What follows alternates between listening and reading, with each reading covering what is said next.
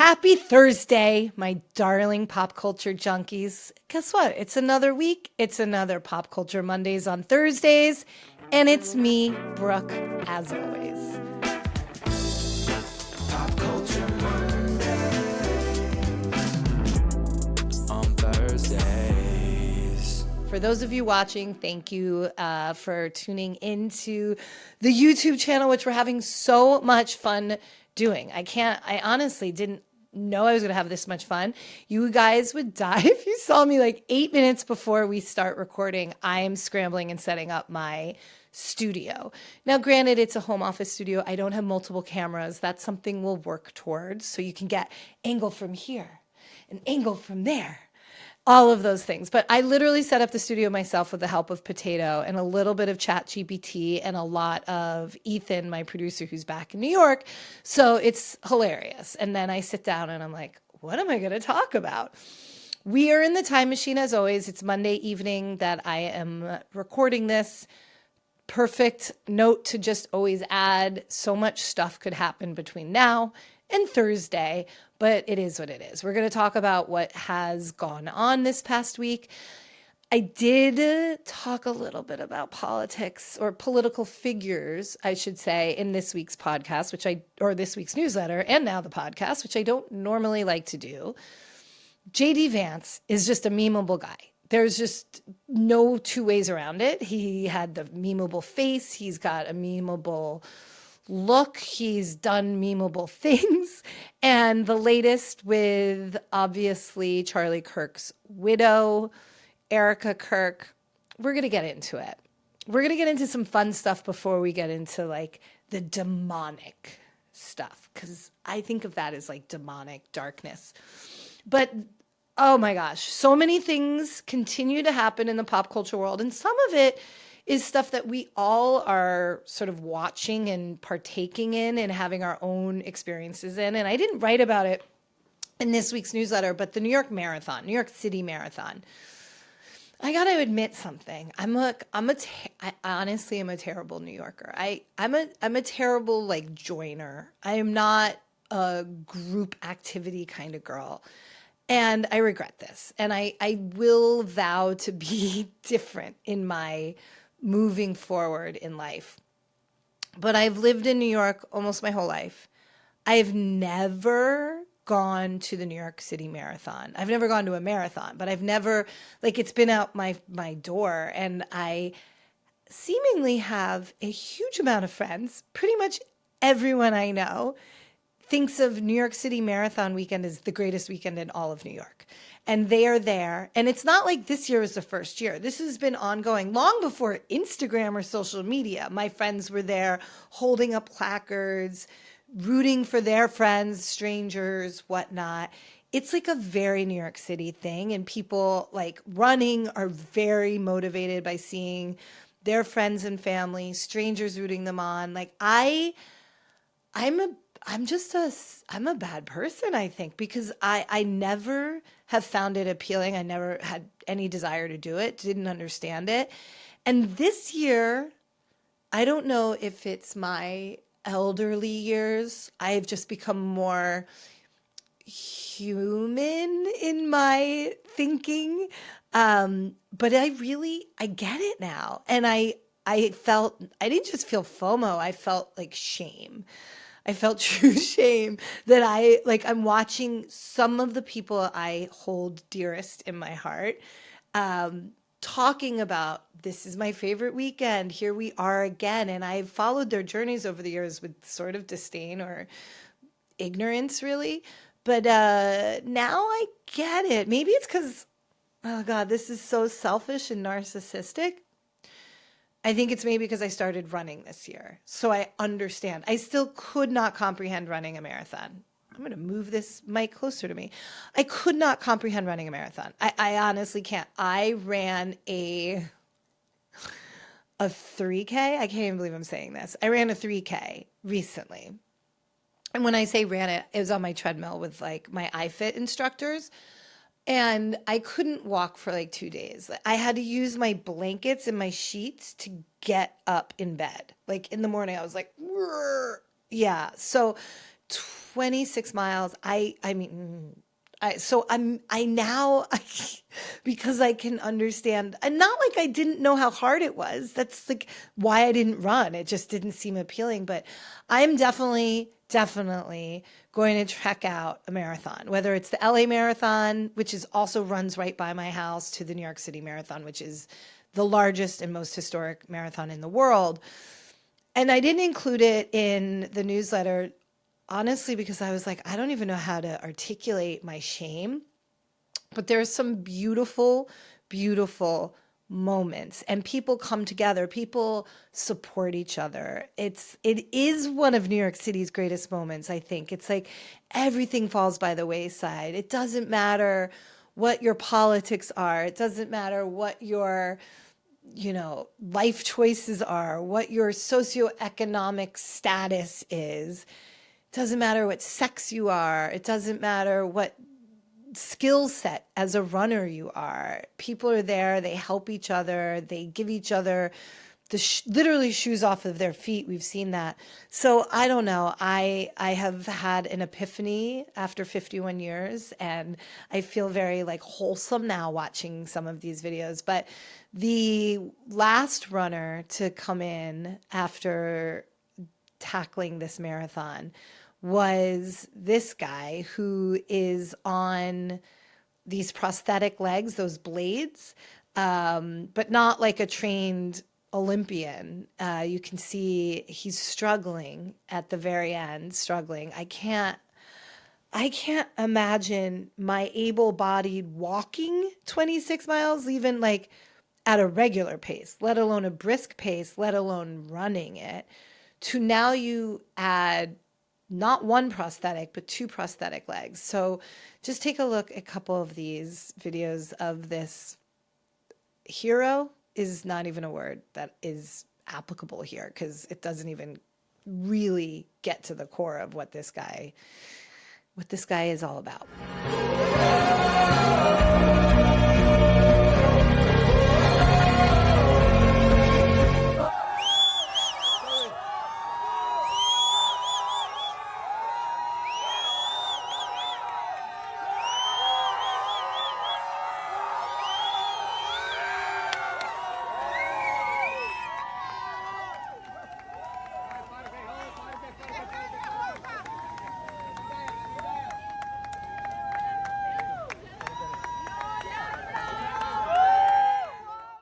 So you can teach an old dog new tricks, I guess, because I get teary-eyed watching it.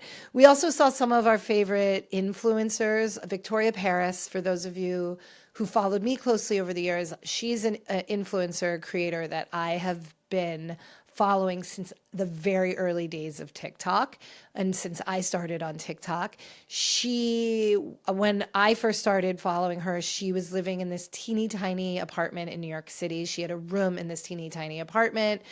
She was straight at that time. She was figuring out her career. She was doing Get Ready With Me's. I think she was running, but like, she's completely transformed her life. She has since moved to Los Angeles.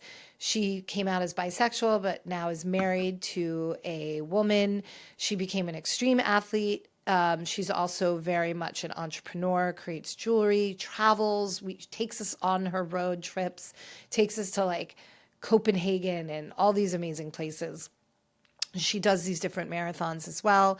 She and her wife now have moved like multiple times. I don't know if you guys remember, but she was somebody who had just moved into this amazing house and then got robbed, and then found her stuff like via different social channels. Anyway, has now moved into another house, and they found black mold, which inspired me in a weird way to check my house, which I found black mold, if you can believe it. So Victoria Paris, if you're watching, thank you.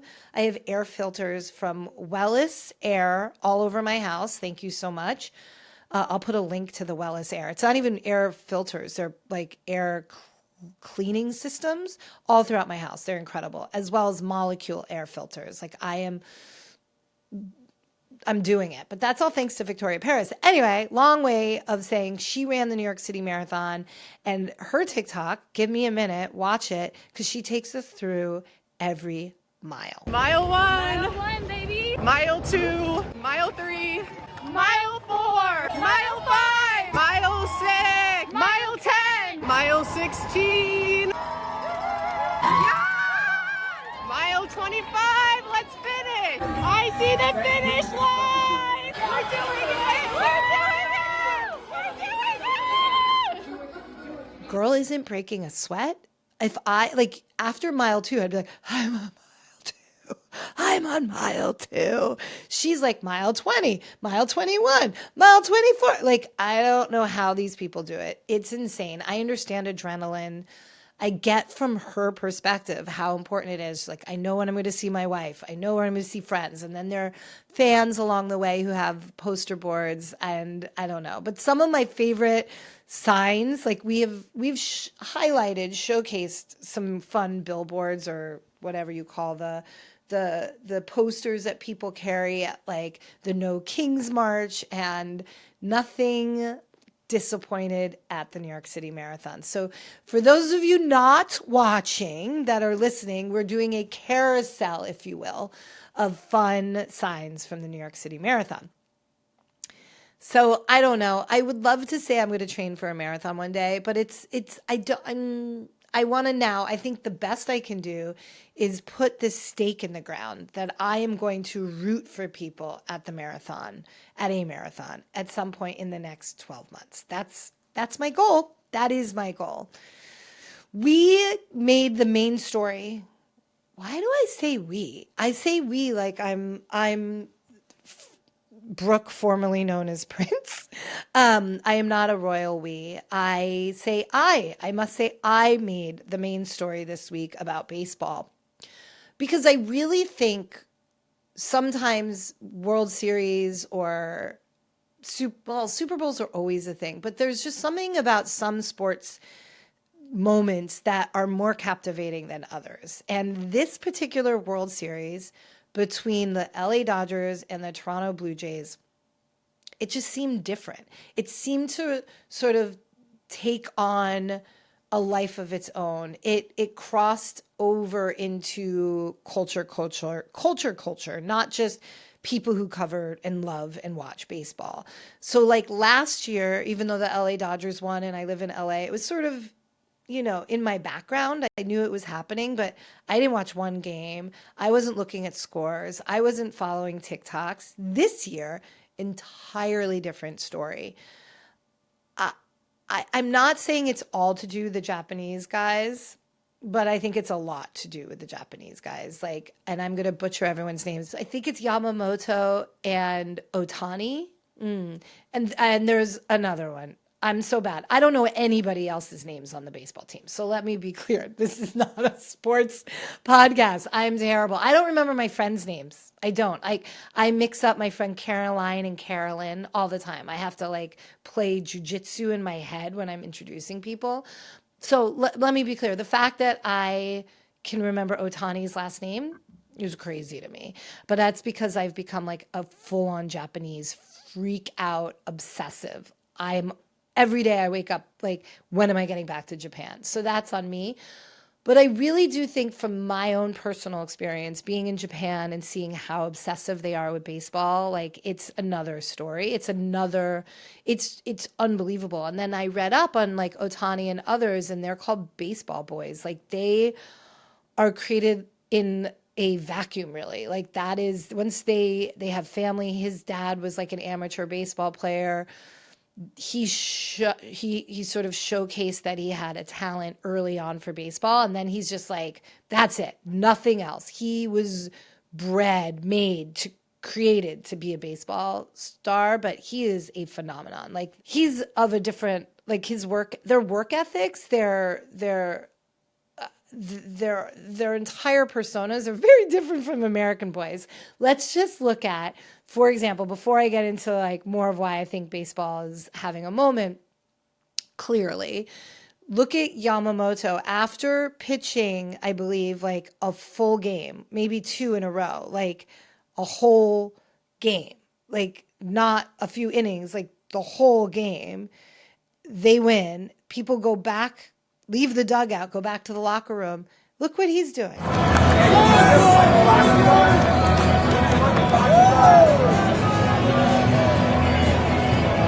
He's cleaning the dugout.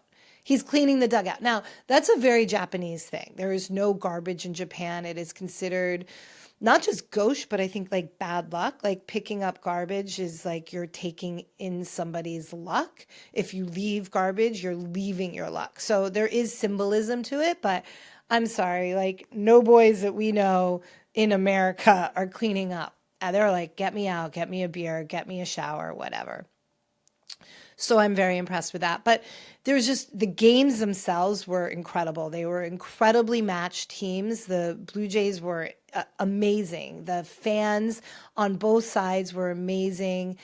Social media helps a lot, like really does. TikToks are great. Everyone has their own personalities. One of my favorite things, not just the Dodgers, but across baseball, but let's just like showcase some of them, was the jewelry, the bling. These boys are wearing necklaces for good luck, but it's like, let's take sorority rush, University of Alabama, get ready with me when they're like, my Van Cleef, my 10-point Van Cleef, my Hermes, my Cartier, my blue sapphire necklace. I'm not going to lie. I did Google how much those, like that sapphire necklace was. It's out of my price range. I mean, I'm not a Van Cleef girl. Like it's just basic, but, yeah, I'm really into like the guys used to wear like puka shells, right? Like or leather, the rawhide necklaces. And now we're in a new era, you guys. These boys are wearing like $25,000 bling around their necks for good luck. And I'm here for it. Like not like this in the 90s or the 80s, but it's 2025 and I mean these boys are here to play.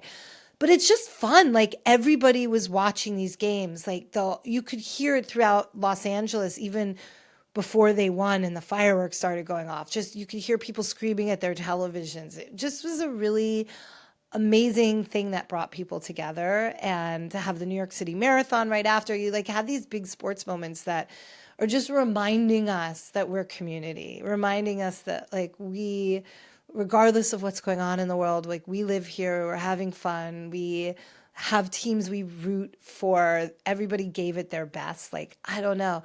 This World Series brought me great joy. And it's unheard of, really, for a team to win 2 in a row. So congratulations to the Dodgers. Congratulations to Japan. I mean, those guys are national heroes in Japan, and certainly now here too. So I love how the internet has a massive crush on Ohtani now. Like they just love him. Some of these TikToks, they sort of explain why. His facial expressions, just take a look. Let me tell you. You my little boo thing, so I'll give a hoot what you do say, girl. I know you. I love him. I love him. He's also just like, I don't know, apparently sweet. We're not going to talk about the scandal, which was his like former best friend was his translator and was caught stealing money from Ohtani to cover gambling debts and whatnot. We're just meant to believe Ohtani had no idea that he really was innocent. I don't know if that's true, but we're just choosing to believe that's true. His friend is in prison. There's another translator. Nothing to see here. He's married to a former professional athlete, a Japanese professional basketball player who is adorable, and they just had their first kid. And like they're not hitting the clubs in Los Angeles. Like they live a very, I think, domesticated life, very quiet, and we're not used to that, or at least my generation. We're used to all of those, the baseball players being bad, bad, bad boys. So it's not in the Japanese culture, really. I'm not saying it's not happening there, but I don't know. I'm all about baseball. Go Dodgers. I love you. I'm now a baseball fan. That's another thing that I admitted. Talk about I didn't go to the fucking marathon. I used to be a baseball girl. I went to so many games. I went to Oakland A's games like all the time. And I worship at the altar of Billy Beane. I do adore him. I've had the pleasure of knowing him. I went to spring training in Arizona back in the day, like good times, like baseball, batter. And then life just got complicated and busy, and I just stopped finding the joy in baseball.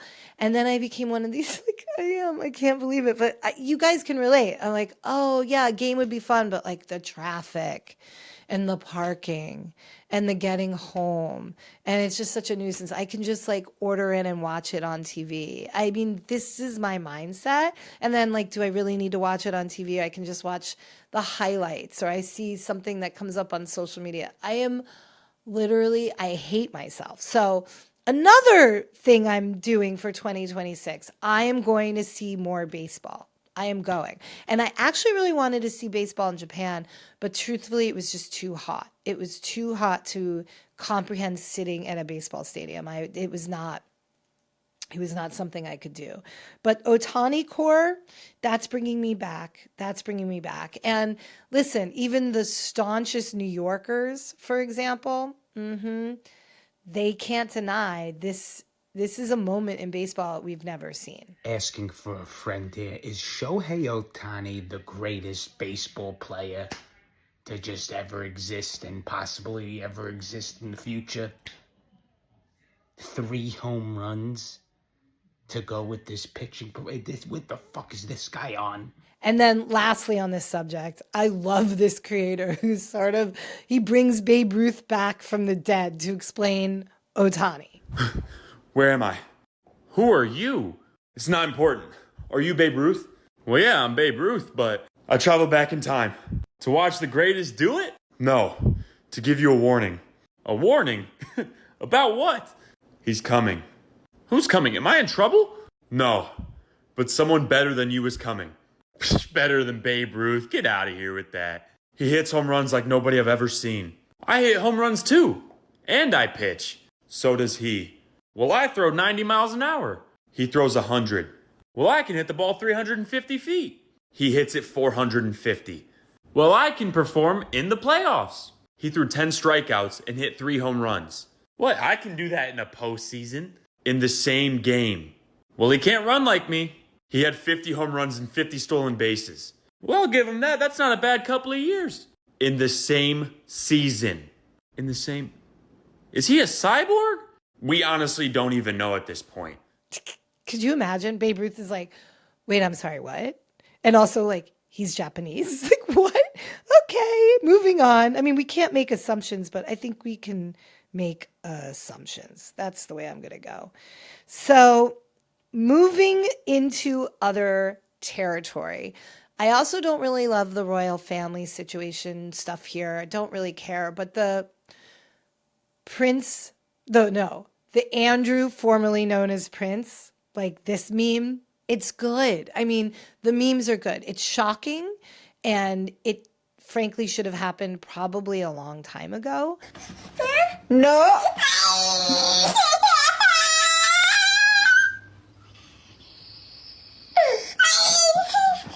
No. But the memes are good. Now, I get a little personal sometimes in this podcast because these are stories that live in my brain and my memory, but I have had some interactions with Andrew Mountbatten Windsor now, I guess we say, Mr. Windsor, can't call him Prince, and his wife, the former Duchess, Fergie. And I will say one of the stranger interactions with someone. We were at a friend's birthday party. We were in Venice, Italy. I was sitting at a luncheon in this beautiful museum. It was just like, and we'd flown in on private planes. It was something. And I'd sort of had like a little moment bonding with Sarah Ferguson, Fergie, the former Duchess of York. And she's kooky and fun and light. And I just I get it. I loved it. I've grown up knowing her from, the TV and the magazines and the scandals. I fancied her. She's fun. She says it like it is. So we're sitting there and she just looks across the table from me and she's like, "Oh, Brooke, I meant to tell you," in her very posh British accent, "I spoke to your mom." And I'd had a glass of wine and I looked at her and I looked I look next to me at the people that perhaps she was misunderstanding, because not quite sure how Fergie would have gotten in touch with my mom, not least of all because my mom is dead. So there's that. But like, if my mom had been alive, it still would have been a shocking thing for Fergie to be like, oh, I spoke to your mom. But let me be clear, my mom is dead, and she has been dead since 1997. And this was like 2017. So she'd been gone a long time. And so I said, "Oh no, I don't think you have." And she said, "Oh no, I did. I spoke to your mom. She's gorgeous woman. My God." And so I look around and Andrew's sitting there, and I said, where did you speak to my mom? Where did you meet my mom? And she's like, "Oh gosh, I'm so sorry. Yeah, you need to know. I know your mom is no longer with us, but I speak to people in the great beyond." At which point, Andrew, formerly known as Prince, puts his hands on his forehead and he goes, "No, no." Very annoyed, very irritated, not even really amused. Like, here we go again. Here we go again. And listen, it's a boozy brunch, God forbid, but I don't even know how she would have known my mom was dead. Now, maybe they had done like due diligence on the other guests. So she had her, Facebook put together, her little profiles of people and history, whatever. But okay, so she did. I felt honored that she had cared enough about understanding who I was and where I came from. But it went further because she said things to me that made me question everything I knew in this world and then some, and still to this day, because my mom is not on the internet. My mom died before the internet. There are no, like, other than what I've said or written about her or posted about her very, very sparingly, there's not a lot about my mom. More so in the last couple of years as I've been more open, but there's not a lot about my mom. There's nothing, literally nothing about my mother on the internet. So she starts talking about my mom's elegance and her style and her love of long, skinny cigarettes and the way she wore her hair. My mom wore her hair like up in this like French twist. It was creepy as fuck. And there was another woman there next to me who had recently lost her mom, and she got very emotional, very teary, and like holding my hand under the table because she's like, honestly, this seems wildly real.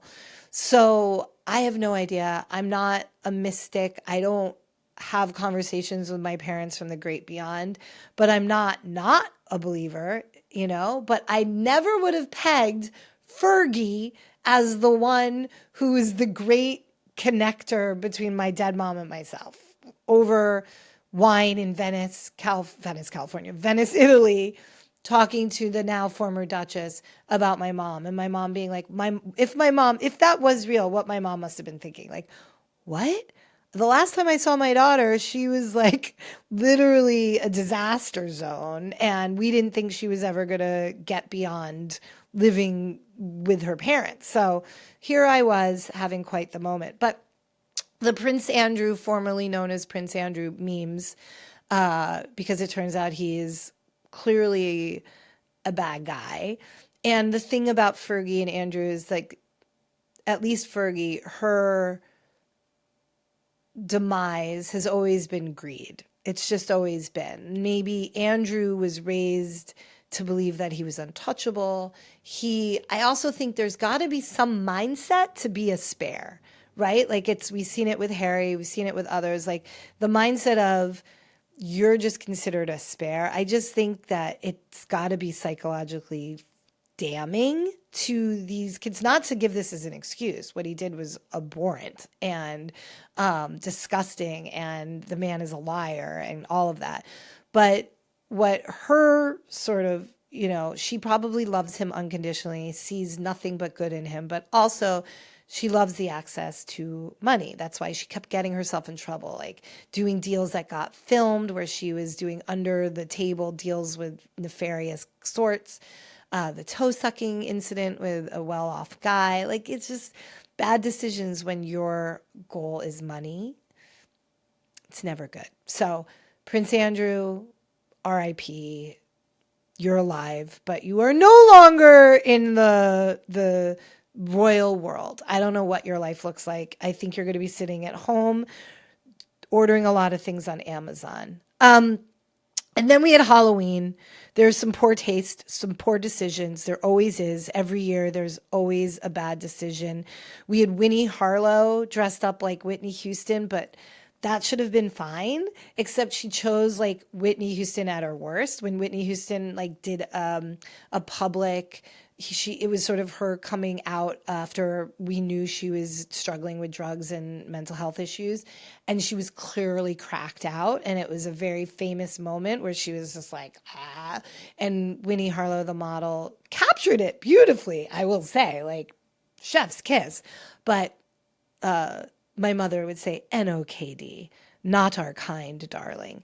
And then Julia Fox, who loves to be talked about, dressed up like Jackie Kennedy in the pink suit. I mean, she looks great, but in the pink suit covered with blood from the assassination of JFK. And she got a huge amount of backlash. And let me just call bullshit on something, because this is her statement as to why she did it. Because she wasn't. I'm dressed as Jackie Kennedy in the pink suit, not as a costume, but as a statement. When her husband was assassinated, she refused to change out of her blood-stained clothes, saying, I want them to see what they've done. The image of the delicate pink suit splattered with blood is one of the most haunting juxtapositions in modern history. Beauty and horror, poise and devastation. Her decision not to change clothes, even after being encouraged to, was an act of extraordinary bravery. It was a performance, protest, and mourning all at once. A woman weaponizing image and grace to expose brutality. It's about trauma, power, and how femininity itself is a form of resistance. Long live Jackie O. I mean, do you guys buy it? It's beautiful. I get it. Paint a painting, post a photograph, but wearing that when you still have family members alive, when people were there, it's, and especially in this moment of political assassinations that are happening, tacky, just in just as bad taste as these people dressed up as Charlie Kirk too. Like, it's so, like, what goes on? Like, don't dress up like Nazis. Don't dress up like concentration camp victims. Don't dress up like murdered, people that were assassinated. They're like, do we need to write a list of rules out for everyone and just like this social construct? We ask so little. Like, there's so many things that are going on in the world. Like, we ask of so little. Don't dress up. Oh, like this woman. Okay. So for those of you not watching, this is a creator who donned blackface and then held up a box of chicken fingers talking about her EBT. When the EBT hit, meaning her food stamps, and then she went and got junk food at like KFC.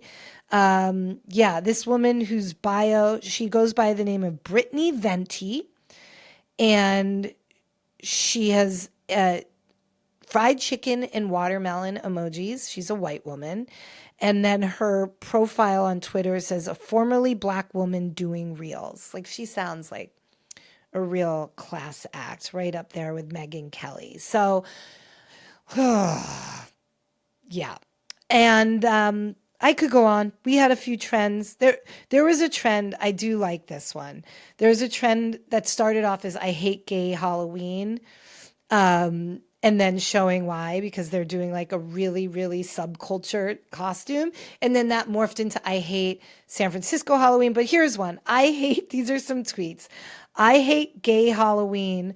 What do you mean you're Cynthia Erivo's acrylic nail?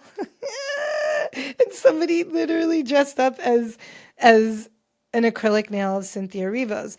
Then this one, I hate gay Halloween. What do you mean you're the black mold in J.K. Rowling's house? And then it's this person dressed up like what they envision black mold in J.K. Rowling's house. And then there's one about San Francisco, which is, I hate San Francisco Halloween. What do you mean you're misanthropic? Get it? Get it? And she's miss with anthropic and like a beauty queen. Another one. I hate San Francisco Halloween. What do you mean you're misalignment? Another beauty queen misalignment. So very niche, very subculture. But I liked it. It brought me joy. I will say the JD Vance, Erika Kirk the creators who have made the commentary on them were genius. So if you haven't seen the video, which I don't know where you've been hiding, this is Erika Kirk introducing JD Vance. Now, my understanding is I don't care how close you are, you refer to the president and the vice president as the president and the vice president, not JD. In your very skin tight leather pants, your makeup, your false eyelashes, all of your rings, your long, long nails. She's like, nobody can replace Charlie Kirk, but there are some people like JD who remind me of him. And then she hugs him. And, you know, when you grab somebody's back of the head and you put your fingernails through it and you're pushing him through his hair, it's a very intimate moment. In case you missed the video, it's playing. Here you go. No one will ever replace my husband. No. But I do see some similarities of my husband in JD. Help me welcome to the stage Vice President JD Vance.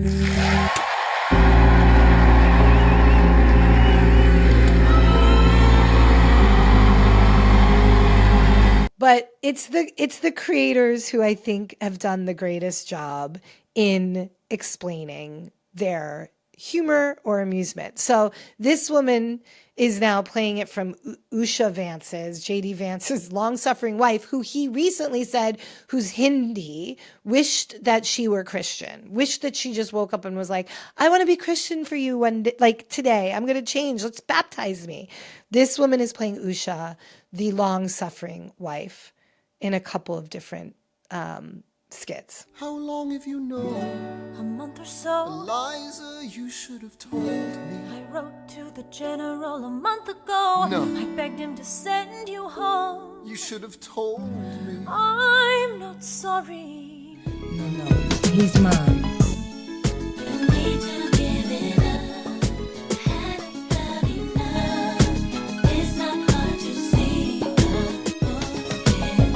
I love this woman who is doing a reading because apparently Usha's star sign, not good for what's going to happen. JD Vance, like, she is on the way out. Erika Kirk she's pole position for the MAGA party to be JD Vance's running mate, if you know what I mean.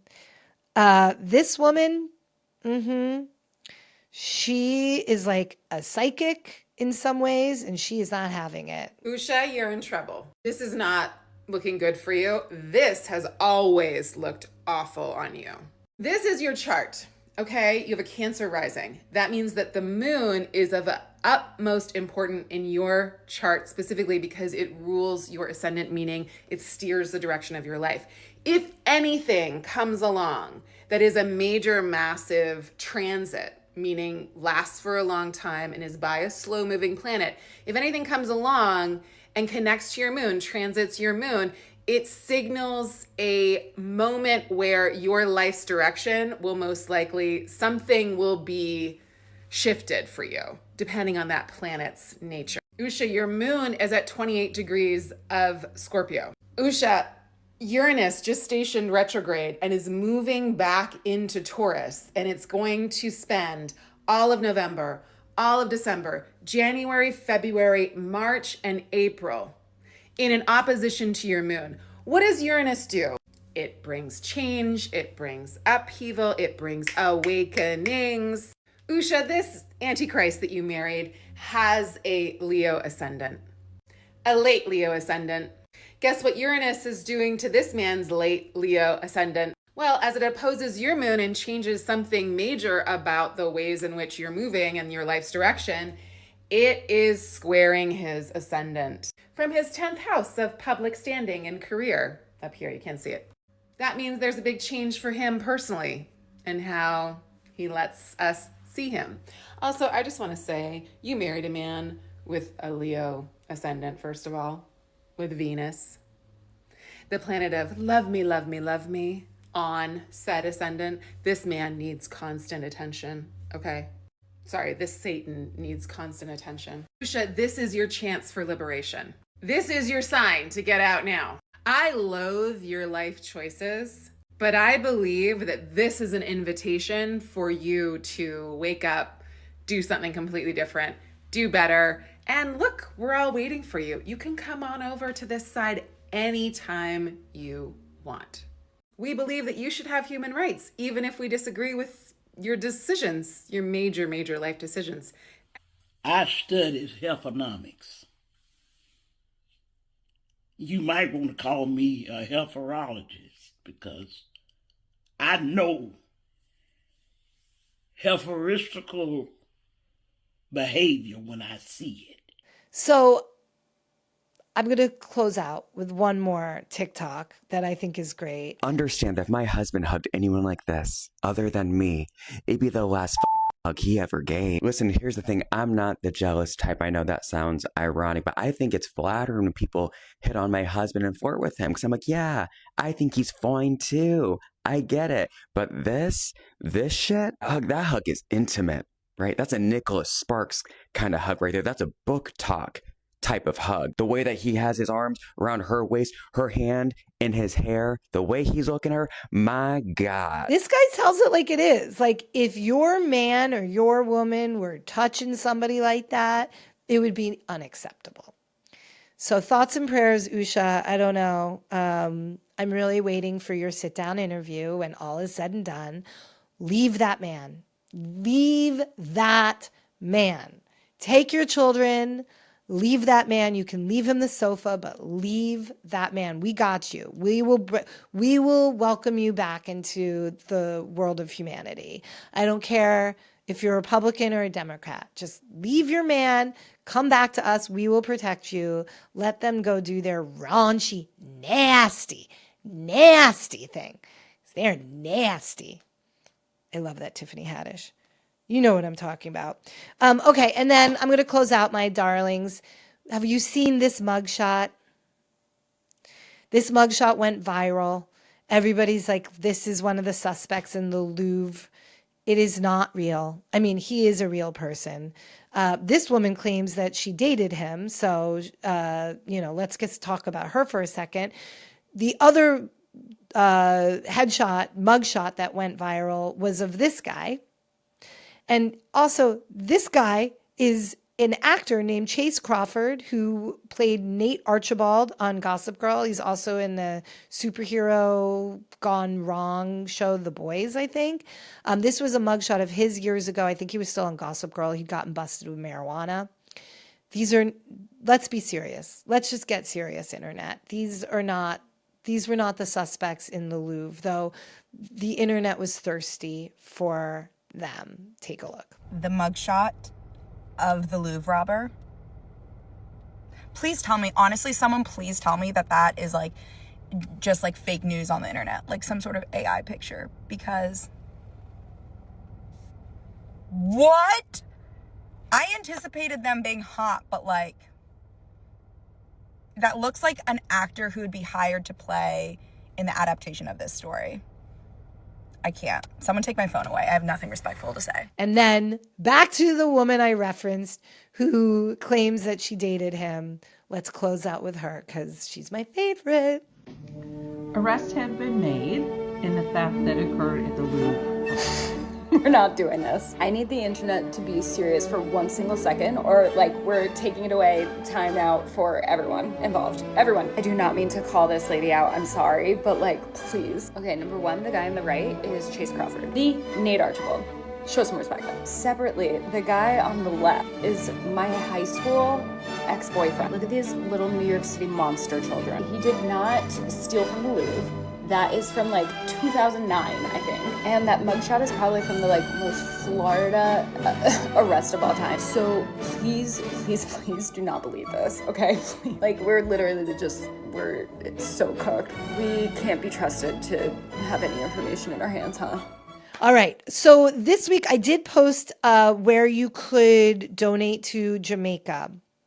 And I'll put the link in the show notes. There is an Amazon wish list that the large organization on the ground called GEM that is getting aid to all parts of Jamaica.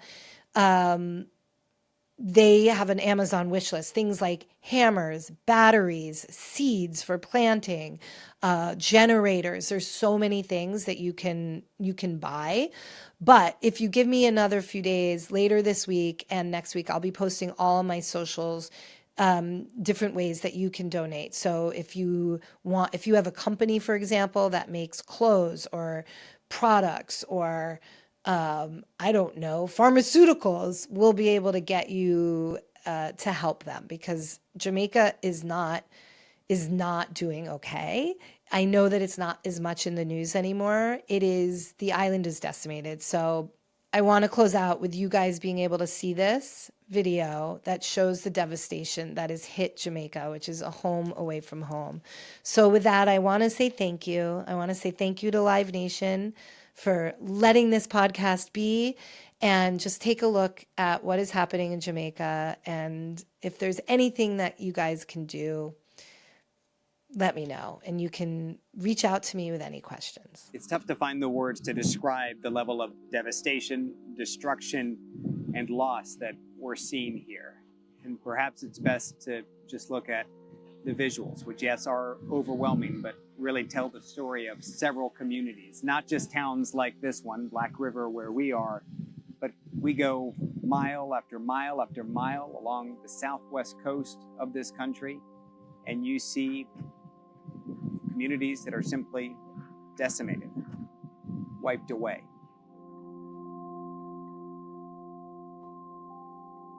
This feels like it's a combination of all the world's natural disasters put in one. These are folks who a week ago had running water, they had power, and here they are today waiting hours in line for gas, carrying containers, hoping to get them filled up at some point. They're washing their clothes in any clean water that they can find, be it the river or rainwater, and they're washing themselves with whatever clean water they can get their hands on. One man told me it feels like our land has been poisoned, and yet they're pushing forward as best they can. I think you can be overwhelmed when you see disaster after disaster in the world, but then when you focus in on one place, on even just one part of one country, because not all of Jamaica is experiencing this. In fact, Kingston and much of the east looked like there was no storm at all. But when you focus in on a place like the west, and the southwest in particular, and this coastline, you begin to realize just how devastating it is for so many individuals and families.